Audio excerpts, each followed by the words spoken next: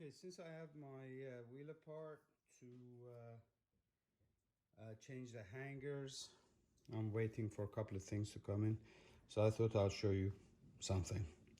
And I've had a lot of help from Murland. He gives me advice when I am in doubt of what I should do.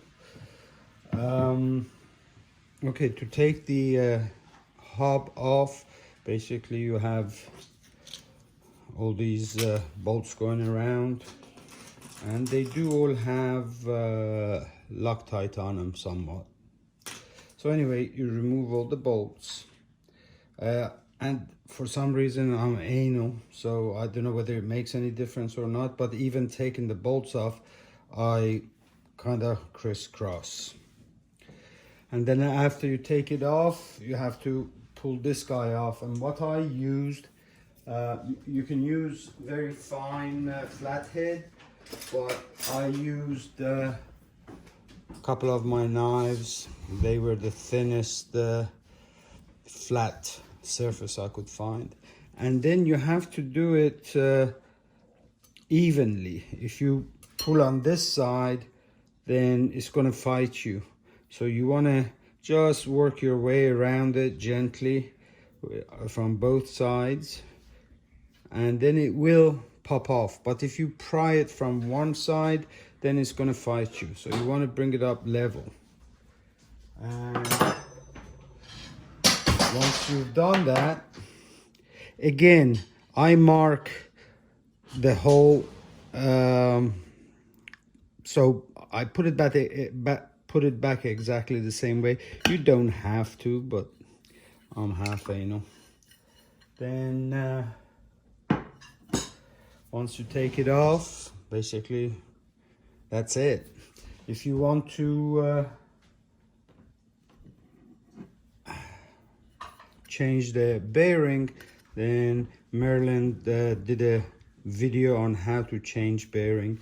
Basically, you have to heat this surface if you don't have a bearing press. And Murland doesn't use bearing press. He just heats this surface until the bearing pops out.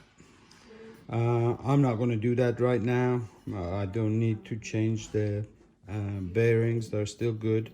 I just basically am bored and wanted to play around. When I went to put it back on, I felt kind of grit.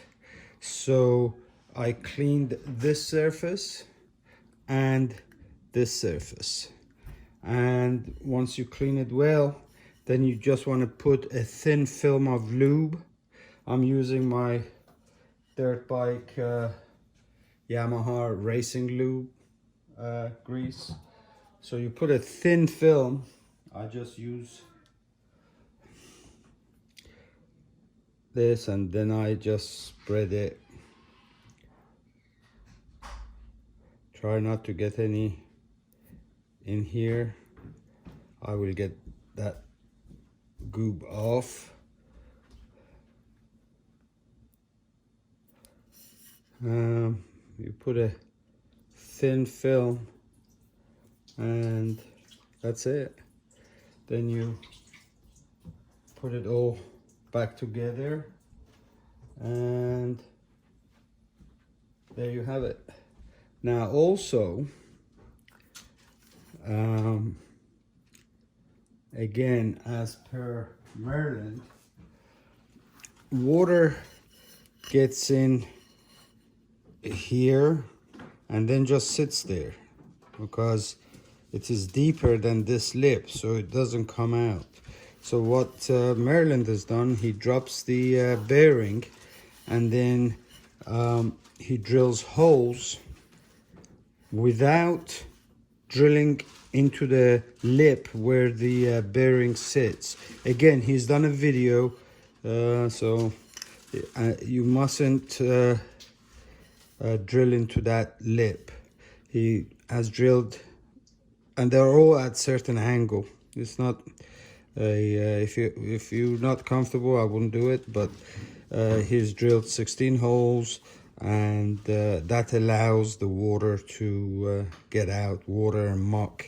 I can see, you know, looking this way, I can see there is dirt and stuff there, and if there is water it can't get out. It just sits there and messes up your bearings eventually.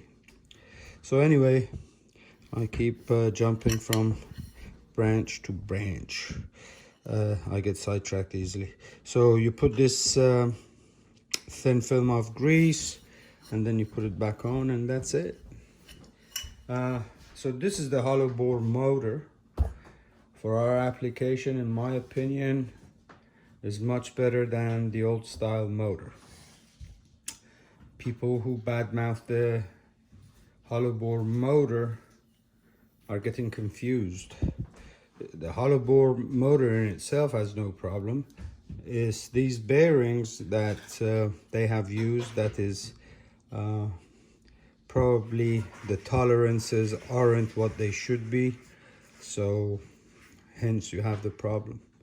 But apparently they have fixed that with their new bearings, and it should hold up well. And replacing these bearings, it looks too daunting, but it really isn't. If I can do it, I'm sure anybody can. So the hollow bore motor is great, as long as we can fix this bearing issue. Okay, tally ho.